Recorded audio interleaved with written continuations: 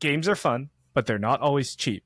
So in this episode, I'm sitting down with Enoch Weng, CEO and co-founder of Rise Above Finance, to talk to you about how you can build better money habits without sacrificing the joy of your favorite hobbies. Enoch brings years of experience in finance, entrepreneurship, and the creative arts, helping people take control of their money and make room in the budget for the things they love, including gaming.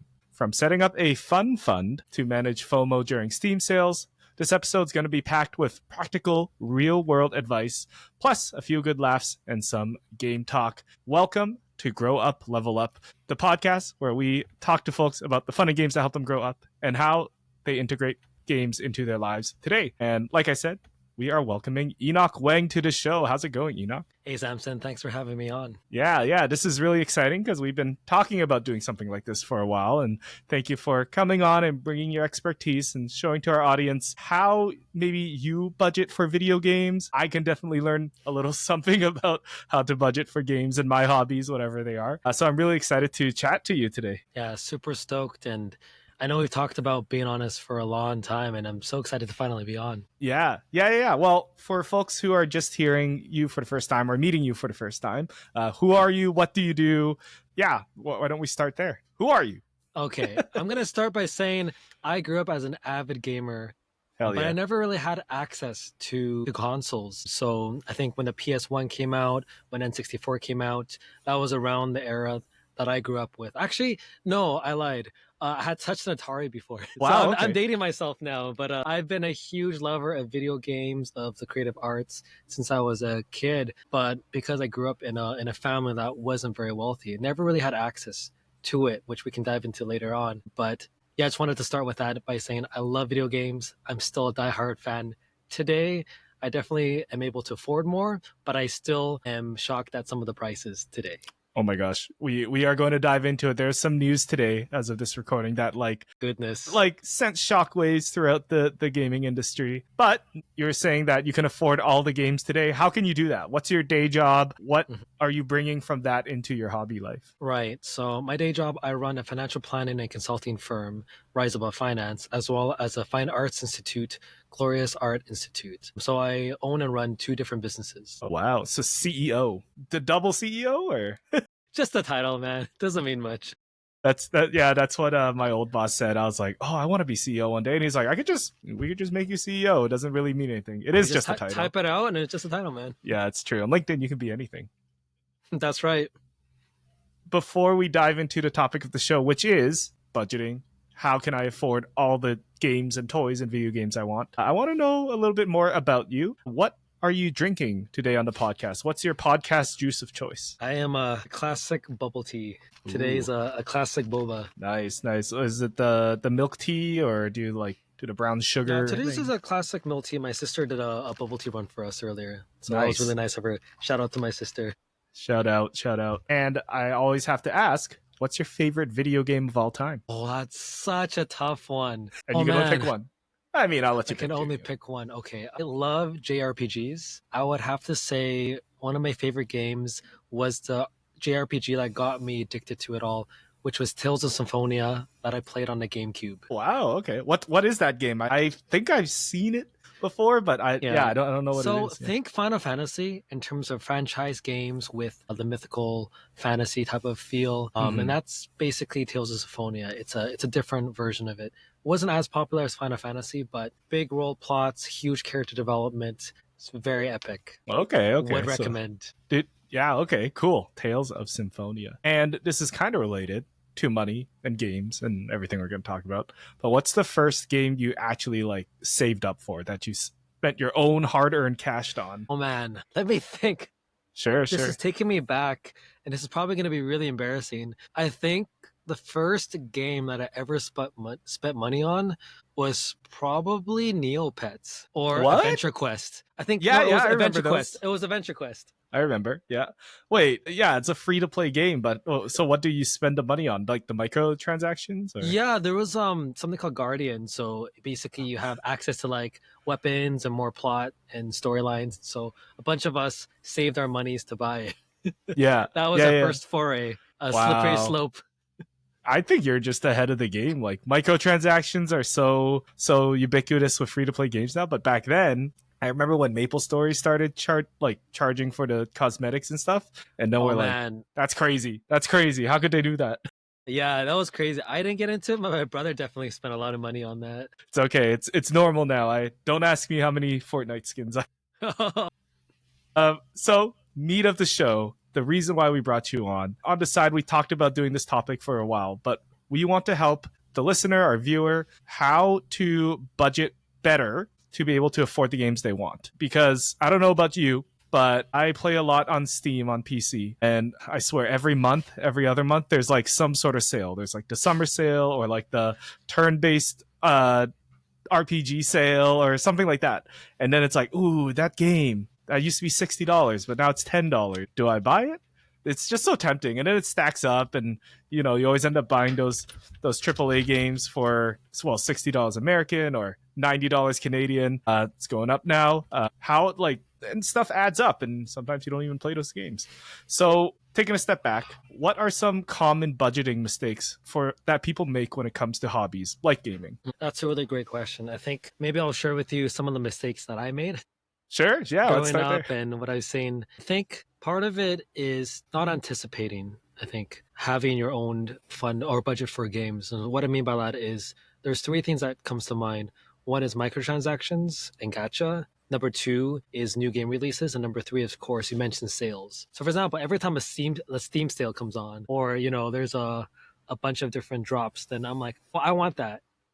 Yeah, yeah. But then the problem is that after you spend a bunch, you check your credit card and you realize, where'd all this come from? Yeah. So I have a few ground rules that kind of helps me when I make decisions. So I think also taking a step back, for me, video games is such a small part of my overall financial window. So I would usually encourage people to take a step back and consider everything in terms of your life plan, as in where are you at in your life? Are you someone who's married with kids and is settling down? Are you just about to get engaged? Are you looking to start a business? And so, in light of that, where does your video game fund fall in place? And for some people, video games is just a side thing. For others, it's something that they really enjoy. It's a passion project, or it's a passion. For me, I love video games, and it's part of not just my budgeting, but part of who I am. So, a few quick rules. Number one is I set aside a monthly amount towards something I call my happiness fund, which a lot of it gets taken up by games,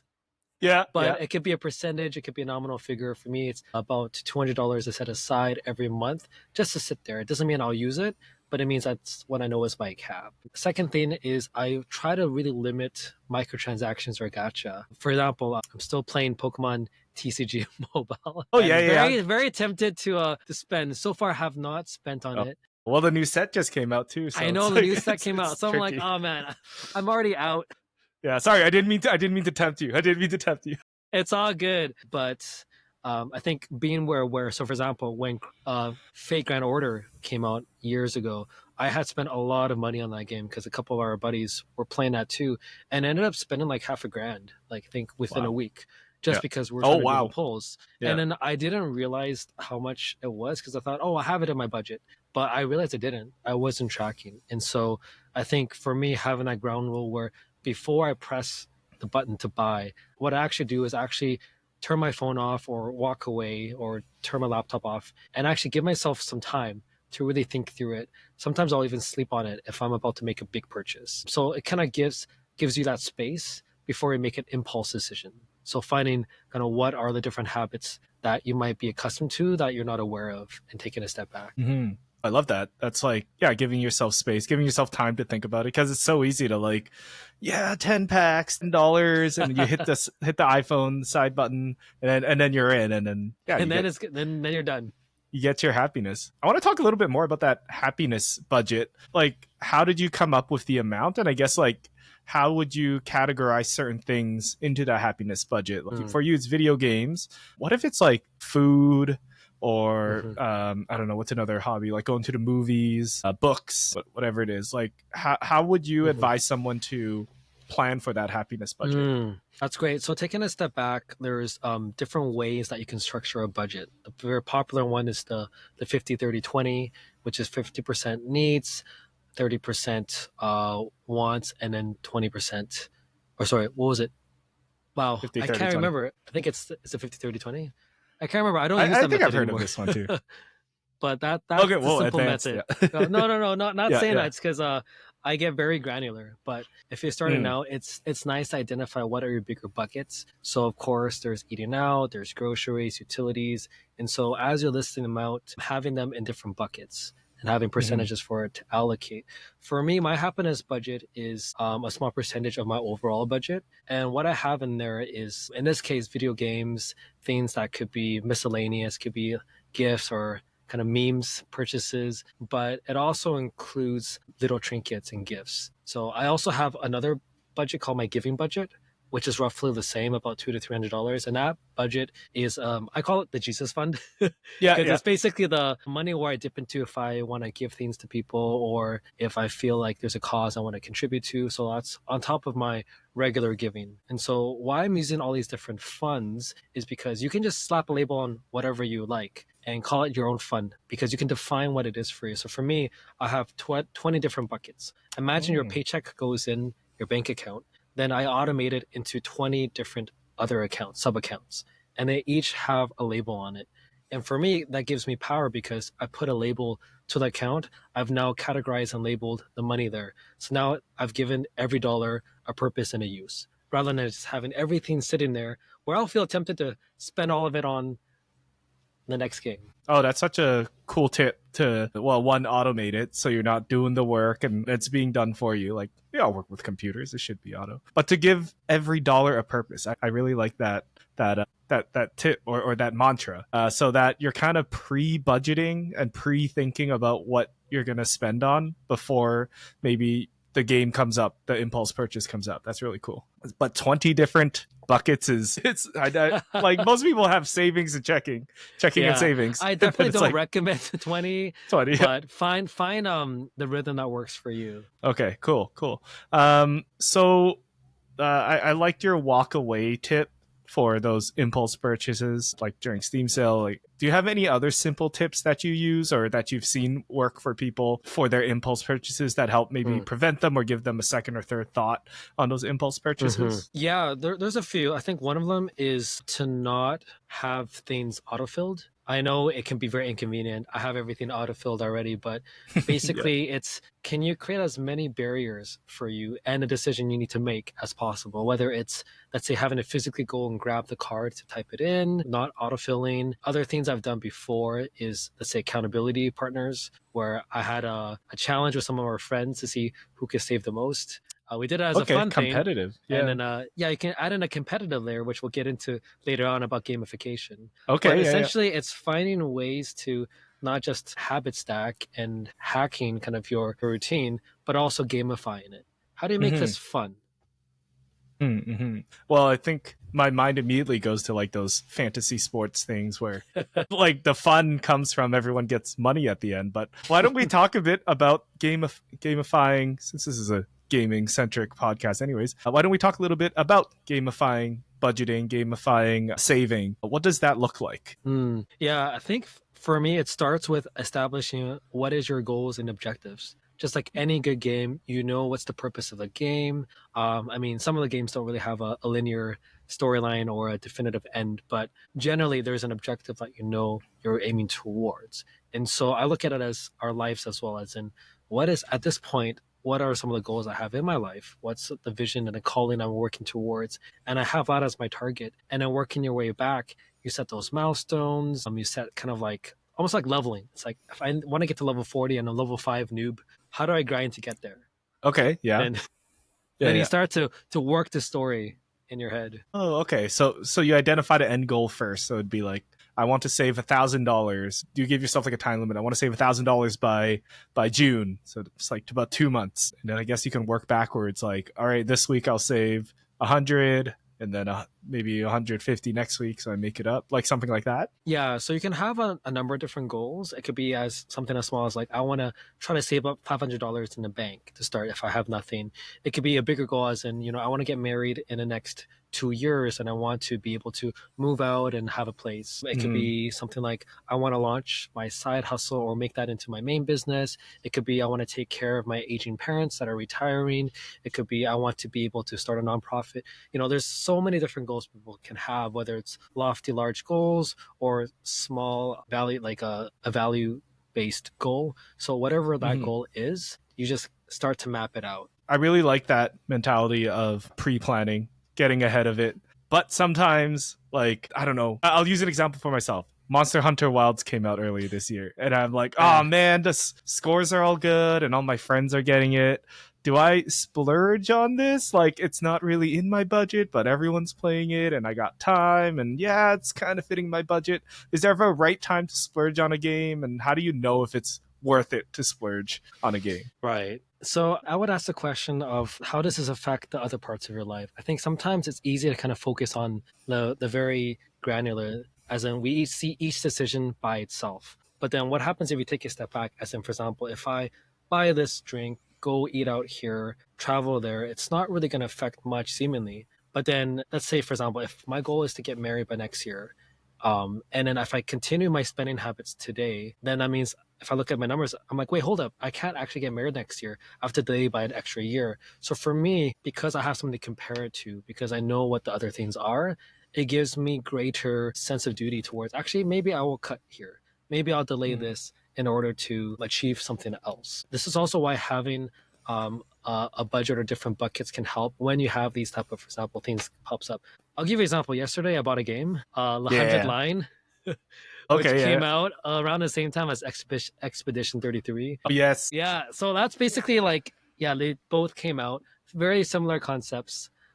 The 100 Line is essentially a visual novel mixed in with a turn-based strategy game. And it was created by the creators of Danganronpa, which is a very famous kind of murder mystery type of visual novel. And it's basically Fire Emblem meets like murder mystery meets 100 different endings type of vibe. Yeah. Oh, I love that kind of stuff too. So cool. Already sunk in 12 hours. Yeah. It's so great. That's good. I actually picked up Expedition 33 as well. Nice. I haven't sunk in 12 hours yet, but that's next on my list. So another tip is, for me, I do one in, one out. So if I'm going to get a game, I either have to finish a game or have to clear my backlog. So for me, it's like, okay, after I clear the 100 Line, then I'm going to start on Expedition 33. After I finish that, then I can pick up the next. At least for me, it helps so that I don't just buy a bunch of games and it's always sitting in my library collecting dust. Yeah. I mean, that's kind of like that's where I get stuck, right? Like I said, I got Monster Hunter, and then I got to the end of the story, played a couple missions, and I was like, I think I'm done. But there's still so much more to do. There's so much more. So it's tricky. So you're saying I should finish Expedition 33 before I move on to my next thing? Well, you can play by ear. For me, that's what I do. For others, you could have your library or your wish list, or however you want to categorize it. Yeah, that's a whole other conversation too, like the whole backlog thing. If I had to go back and clear the backlog, I'd be good. I'd good till retirement. I feel you. Yeah, no, that's awesome.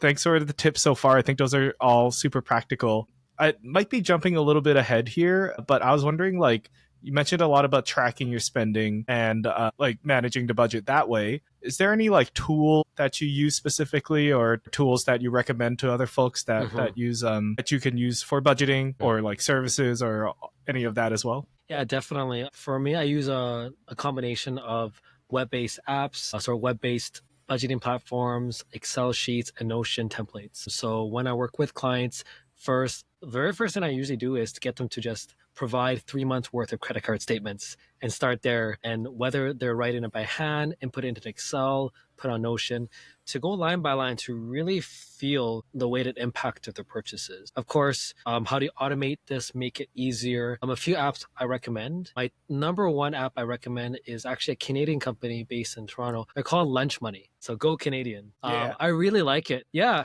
it's so great. They have an incredible Discord server, lots of open source. They have a really good network of community people that are actually building a lot of kind of like different apps and API connector tools that you can actually use with lunch money. Super cool. Mhm. But it's a very simple platform where you can aggregate all your different accounts, your credit cards. You can see everything listed in different views, whether it's month to month, year to year. And it's so great because you can see everything in one place and everything is automated.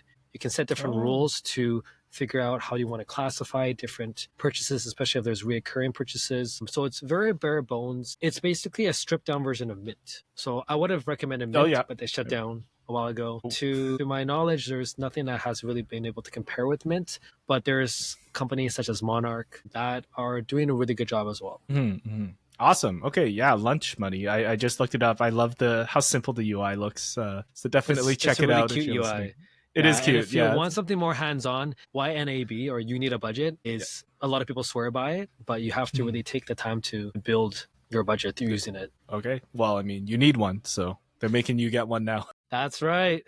That's awesome. So a lot of it, you can use whatever tool you want. This is actually something that I struggle with personally. Is like, yeah, I have access to all these tools. You can sign up for lunch money today if you want, but a lot of it is like your mental. Like you Mm. talked a little bit earlier about, I really want this microtransaction, but I'm going to put my phone down and walk away, and maybe even sleep on it. In terms of mindset, how can people shift their mindset to like, I can't afford that, I shouldn't afford that, or I shouldn't buy that, to something like, how can I budget for it? How can I afford it? Do you have any tips around changing mindsets? That's a great one. We can dive really deep into this one. Oh, well, Uh, okay. so the area of money psychology and financial psychology has always fascinated me with how people make decisions, how people view money and currency, exchange of values, and what drives behavior. I think in this case, a lot of it will be based on your identity, as in who or what do you identify as. And we can talk about scarcity mindset versus abundance mindset. We can talk about people's cultural upbringing. For example, brought up in an Asian family, I was taught to be very cheap, to be frugal, which helped with saving, but also made it very hard to sometimes enjoy things. Or you can go on the flip side, because you're constantly told to save, you just end up splurging all the time. Mm-hmm. Mm-hmm. So I think one of the first steps is doing a self-assessment and just being honest and real and knowing who you are and where you're at. It could be your religious views, it could be your cultural views, it could be your current circumstances. So I think really understanding your own psychology. And then the second thing is knowing your numbers, because I get this a lot. People are like, am I okay?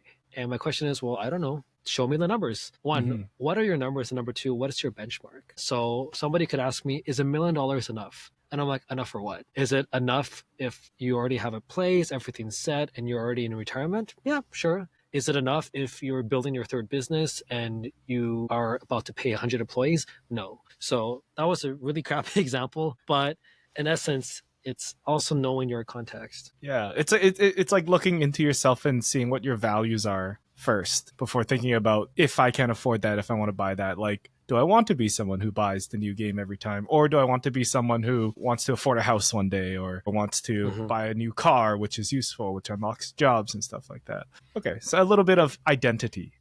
That Mm-hmm. sounds like that's cool. Well, you gave so many amazing like tips and tricks so far about saving money, budgeting for games and stuff. Do you have any other tips and tricks before we close out this section of the podcast? I would say, yeah, two quick things. So Mhm. thinking about, let's say, gaming mechanics, Ooh. rewards. I love rewards. And how do you make it so that the reward isn't just at the end of the destination, but throughout the journey? So, for example, if you want to be disciplined, then setting yourself that ground rule, as in, like, for example, let's say dieting. I suck at dieting. I see bubble tea. I see bread. I want to eat it. But I discipline myself in terms of, let's say, I'm not going to drink bubble tea this whole week, but at the end of on a Saturday, I'm gonna treat myself to like the best bubble tea I'm gonna get, or different rewards. It could be punishments as well. So finding a system that works for you. In Mhm. terms of thinking about gamification, I think about my life as kind of like an RPG. There's your main quest, you got your side Mhm. quests here, and then thinking about also, are you building up your stats? Your vit, dex, agility, whatever Mhm. those stats are, and I look at money as just one part of the pie. Then I have like my social value. Then I have my physical health, my mental health, my spiritual health. And so it's almost as if like I look at my stats bar as like a wheel, the wheel of life. And I'm constantly measuring, hey, how am I doing here? What can I do to better myself, to improve, to be more efficient, or to be more disciplined? And then I take a step back and say, hey, it's been 3 months. Where have I come so far? It's been half a year. It's been a whole year. It's been 10 years. Where have I gone? And celebrate with friends, celebrate with loved ones. But also, I'm always looking into the future to say, hey, what's the next goal? What is the main quest that I'm on? Okay. So it sounds like, from what I hear at least, money is just one of like the many pillars of your stat bars that is equal to stuff like health, friends, spiritualness, fitness. It's just equal to all that, and you're always striving to bring all of those bars higher. And how are we what habits am I doing to build towards that? Is that kind of what your Yeah, example you're thinking of? 100%. So Yeah. imagine kind of how you play your video games. Are you there to pay to win? Are you there to get the best equips? Are you there to Pay do to win. party quests, to raid together?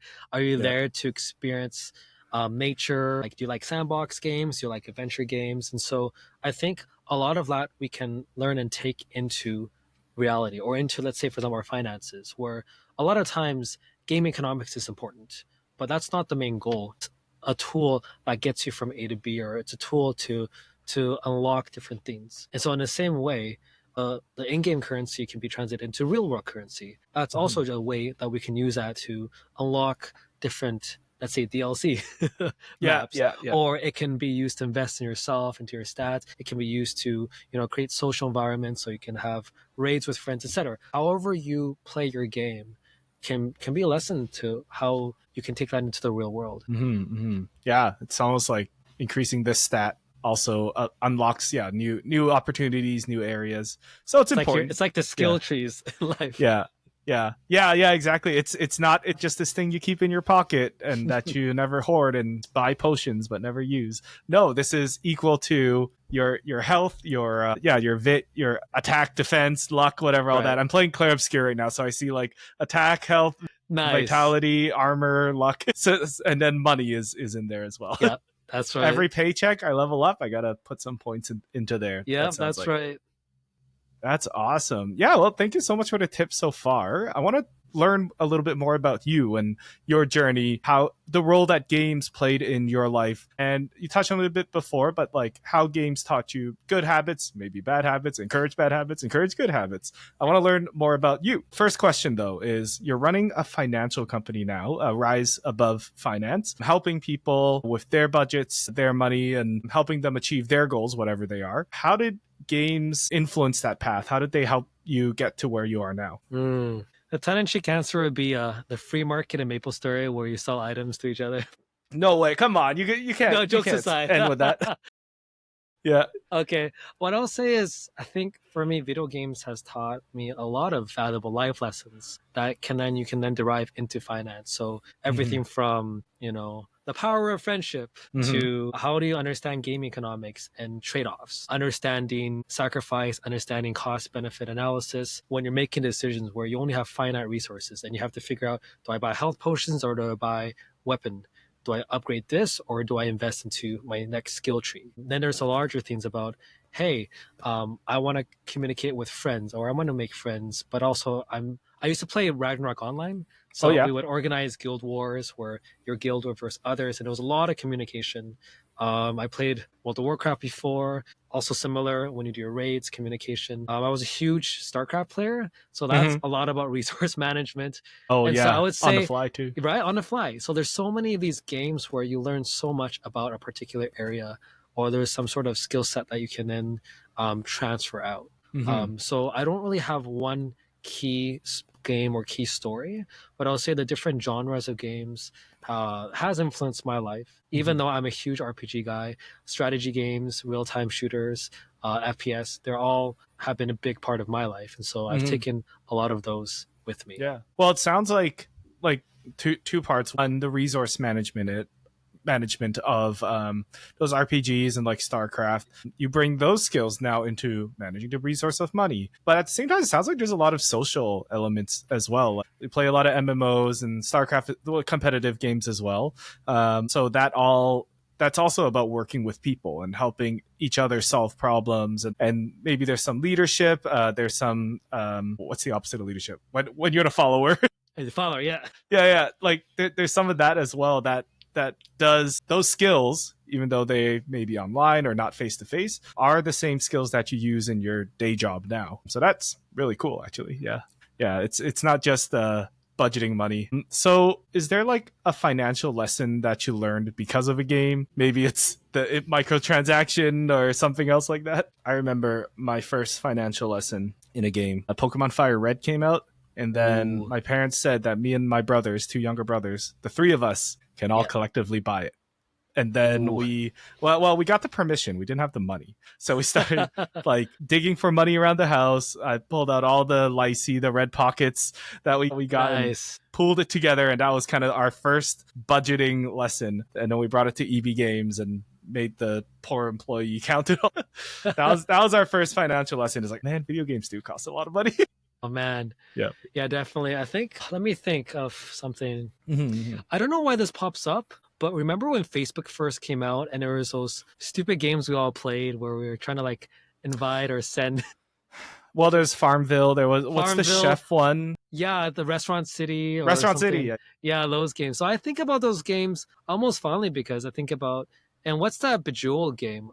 Candy Crush? Yeah, Yeah, Candy those type Crush. of games. That's 'Cause, still like, around, yeah. I spent so much time on those games, and I'm thinking, with the time I spent on those games, I could have like created an actual business or something. So I try not to think about that. But then I think about the fact that someone took a real life use case, a real life example, let's say of a Mhm. restaurant, and then gamified it. And I just think about so many of our current games today. Like, let's say if you look at AAA platinum games, they have so much detail in the games, and like even the game economies, even the scale and detail of occupations inside of games are huge. And then I think to myself, whoa, every time I play a game, it's almost as if I'm role playing a new version of myself. Mhm. So something I've learned through video games was that I can be who I would want to be. So let me rephrase it. I don't have to just be a boring student that's there, but I can strive to be other things. If I want to travel to space, I'm going to travel. If I want to be a warrior, I'll be a warrior. If I want to be a traveling merchant, a wandering merchant, I can do so. But then it kind of gave me that taste of adventure as in, wow, I can role play all these different things. Why can't I take it into the real world? Yeah, role play as a financial no. like role play as somebody Yeah. good with money. Everything's fake here. Yeah, This is all facade. yeah. It's one of those animes where it's like, oh, the game is the real world, or something Oh, like man, that. if you right? want to talk about anime, that'll be a whole nother podcast. Oh my man. gosh, that's our other podcast. Yeah. Well, now that we're talking about games and yeah, like playing games, if you could make a game about money, about your expertise, what would it be like? What would be fun about it? This is a fun thought experiment. Yeah. Fun game. I actually have two games in mind. Mm-hmm. One, it would be kind of more of like having like a pet and then managing a pet. And so it's kind of like basic Neopets, but you're mixing into it like real life concept, as in like you have to like work a job, take care of your pets, and kind of having like almost like a pet simulator, but a pet owner simulator. I think that could be cool. Mm-hmm. One idea I had was something along the lines of, so this would be probably more of a story-based game, but along the lines of aging seniors. And imagine you play the role of a son or a daughter who's taking care of their parents and they're nearing retirement. Or like you kind of go through like the life stage and it's then saying, you know, what do? You have to make choices. How to help them plan for the retirement. And you can mix in different elements of fantasy, or you can mix in different game elements to make it fun. But I feel like a game that can actually teach you real life mechanics, whether it's on retirement planning, estate planning, investments, could be super cool. And it's used as a narrative to really get to the point that money is so important as a tool. So it's not necessarily always the end goal, but it can be a wonderful conduit to something. So I think that would be something cool, a game with some sort of moral message. Yeah. I feel like that would be a really cool concept, helping your aging parent budget for retirement or even just go through life. Like, and it's so easy too, because it'll just parallel to most people's lives to have an aging parent. Yeah, that'd be forgot what interesting. this was. There was some, I don't know if it was a meme, but I remember there was what was it? You know, TurboTax, like the program, Simple Tax, the program. Yeah. I think somebody made a version of TurboTax that was like some sort of like dating sim or like a what? like yeah, with some anime girl. So I was like, what? I think I saw it on Twitter or something, but I was like, wow, now That's a way to go. Without getting too deep in the weeds, there's been some crazy dating sim games, like the KFC dating game. I mean, yeah, I played Yeah. that one. So Wait, I'm like, so hey, what if you could combine that with a real world application? what? So does TurboTax dating sim? Did it actually teach you how to do your Like, taxes? it Because that actually honestly, did. we might be So onto something. We might So be onto like something. imagine almost like a chat box style where it's like, hey, can it input this line item? So they will use conversations to put it in, and then they will be able to Oh. file it. I didn't look into it, so I don't know if it exists or not. Hmm. But I can see that existing. I can see Hmm. that happening. If we find that, we should link it below or share it because that sounds really cool. Yeah, That'd get be the amazing. line by line. It's like, hey, how big is your line 22? And then Oh you like gosh, write that in. my goodness. There's so many memes you can make from that. 100% sounds like a good game idea. So if any game devs out there are listening, TurboTax dating simulator. Think about it. No, that's awesome. What's as we close out our episode, I want to leave our viewers with a couple like hard tips. You already gave so much throughout this episode, but I want to leave them with like the stuff they could do right away after listening to this episode. What's one small financial habit someone can start today that would make a big difference by the end of the year? Since it's now Mm, May, yeah, there's like 7-ish months left in 2025. mm. Yeah, so I'll give you kind of threefold. One, if you've never really approached budgeting or saving, or you're really new to everything, set a small challenge to yourself. It could be, what if I just save, $25 a week, or like $1 a day, or like $5 a day, and just kind of put that aside, either e-transfer or have it in like a piggy bank, and just see where you're at after a month, and then see if you can double it or quadruple it. As kind of a way to see if you can gamify spending. For those a little bit more savvy, I would encourage you to look into what financial frameworks are you operating by. As in, have you considered long-term retirement plan? Do you have the proper insurance in place? What is your investment portfolio mix like? Have you considered this or that? And then you can look up a lot of different frameworks out there. We have some that we've created ourselves, but having that and challenging your own frameworks can be good so that you know that you're on track. And for those that are kind of more advanced, yeah, I would encourage you to encourage others. See if there's people that are your friends or maybe in your community that might not know as much as you do, and lend a helping hand. I think collectively, if we can help raise the financial literacy in our country, that would be huge because I feel like it's at an all-time low. Mm-hmm, mm-hmm. Yeah, I really like I like them all, but I really like your first one because that $5 a day you save, $1 a day you save, there's your fun budget at the end of the month. There's That's your right. fun budget at the end of the year. So I really like that one. So Rise Above Finance, how could people get in contact with you if they want to work with you or anything like that? Hmm.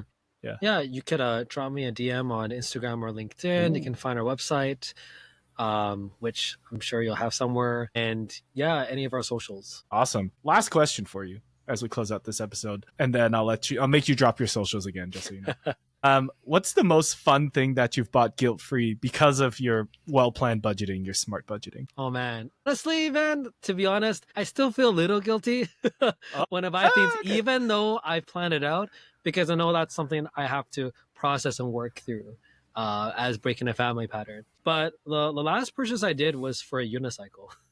Okay. I mean, it wasn't too expensive. It was about $100. Yeah. Yeah, I was always thinking it'd be cool to ride a unicycle. So I have a unicycle. So if you want to ride with me, bro, actually I have Sure. two. I have two unicycles. So one bicycle. Yeah, hey, that's right. Yeah. The Yeah. bicycle deconstructed. Yeah. Exactly. I'll trade you for my electric scooter. We Hey, can let's have a go. race. Gang, gang. Yeah, that's awesome. Enoch, this has been such an insightful episode. Thank you so much for coming on and sharing all your knowledge and about how folks can budget for those video games. I mentioned this at the beginning, but Xbox like recently announced that they're increasing the price of their console and also increasing the price of their games from I think it was $60 American or $70 American to $80 American, which equates Mm, to about like $110 yeah. Canadian. Real quick bonus question about that, actually. Do you see that happening more and more in the future in the terms of this games industry? Is it just a Mhm. natural part of inflation? And like, what can we do about that as consumers? Yeah, that's really tough. I think, yeah, you couldn't chalk it up to inflation. You can chalk it up to big investments in R&Ds by like the big players. where they want to recuperate their costs, right? I think you can also look at comparisons with indie game companies where their price points aren't as high, but we've seen many indie game developers over the past few years come out saying that it's been a big struggle. We've seen a lot of mergers and acquisitions, unfortunately, and where everything is kind of cannibalized. So I think part of it could be a strategic monopoly because now all the new players are coming out. They know there's a big fan base. They know they have a good IP, and Oh. they almost as if they expect people to buy into it. For example, you look at Nintendo, right? The Switch Mhm. 2 prices and where everything's going. I think if gamers wanted to really change that, then it would have to be from a collective front. Whether it's collectively saying, okay, we do want to support the game developers, but what way? Some video game companies, they lower the price, but they increase microtransactions. So they have a whole game economy. At the end of the day, these big companies need to make their profits. And so I don't know what can be done about that. I would just say it requires for us gamers to have to pick and choose, which is tough. Mhm. But Mhm. at this point, it's where we're at. Okay, yeah. I'll just budget harder for my Switch 2 later. Or you just invest into your own video game company and you end up making the video games. Oh, true. Grow up, level up video game. Hey, let's TurboTax go. dating sim. That's our first Hey, idea. Okay, let's do I'll it. invest. Perfect. Well, Enoch, thank you again so much for coming onto the podcast today and chatting all about budgeting and gaming. If you are listening and you found a tip that you really liked, or if you learned something new or you want to share your tip, leave it in the comments below. You can DM us on Instagram as well, or YouTube. Enoch, if people want to meet you, find you, collaborate with you, how can people find you? Yeah, you can find me at Enoch Weng, just my first and last name. That's my handle across, Facebook, Instagram, LinkedIn. You can drop me an email, find me on my website. But essentially, yeah, just catch me at a bubble tea cafe around town. Nice, love that, love that. And for me, I'm Samson, aka Samson XP, on all the socials. We are also at Grow Up Level Up. We do weekly podcasts about the games that you should be playing in your 5 to 9 after your 9 to 5. But we also do interviews like this, where we just chat with folks who make gaming a part of their day-to-day life. So if you like to hear stuff like that, if you like to hear about the topics and our ramblings and our how we feel about games as consumers and really gamers, feel free to drop a follow or a like wherever you're listening or watching, and a thumbs up and a share if you really, really enjoyed it. It really helps us a lot. It's been such a pleasure having you on. I hope that I hope that I can afford that Switch 2 in a month. I got to start. Is it $10 a day? Is that enough time, do you think? By next You month? got this. Or we'll co-invest. Whoa, okay, yeah. I'm sure there's some financial mumbo jumbo around that. Oh my goodness. Thank you so much for watching, and stay subscribed, and we'll see you next time. Bye. See ya.